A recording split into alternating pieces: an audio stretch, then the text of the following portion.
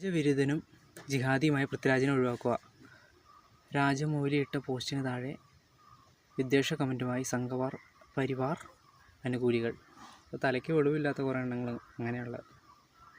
എന്ത് സംഘപരിവാർ? അയാൾ അദ്ദേഹത്തിൻ്റെ ജോലി തന്നെ ചെയ്തു. സിനിമ അദ്ദേഹത്തിൻ്റെ പാഷനാണ്.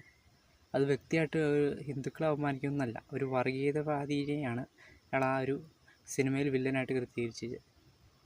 എന്ത് ചെയ്താലും അതിനെ പൊക്കി പിടിച്ചുകൊണ്ട് ഗാന്ധിജിയെ കൊന്ന ഗോഡ്സയെ പൊക്കി പിടിച്ചുകൊണ്ട് വന്നു.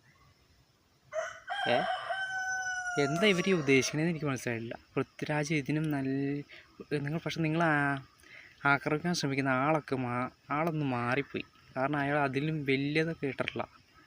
അവളെ കിട്ടേണ്ട സിറ്റുവേഷനിലൂടെ അയാൾ കടന്നു വന്നത് ഈ പൊസിഷനിലെത്തിയിരിക്കുന്നത്. പിന്നെ പറഞ്ഞ ഹിന്ദുക്കൾ ഹിന്ദു അദ്ദേഹം സംവിധാനം ചെയ്ത ആൾ ഹിന്ദു, അഭിനയിച്ച നായകൻ ഹിന്ദു, പ്രൊഡ്യൂസ് ചെയ്തത് ഹിന്ദു. പിന്നെ ആർക്കാണ് ഇത്ര പൊള്ളുന്നത്? ഇവരോടൊന്നും തർക്കിച്ച് ജയിക്കാൻ പോകരുത്. അതിന് വെളിവില്ലാത്തവരോട് തർക്കിക്കാൻ പോയി കഴിഞ്ഞാൽ നമ്മളെ വില കൂടെ പോകും.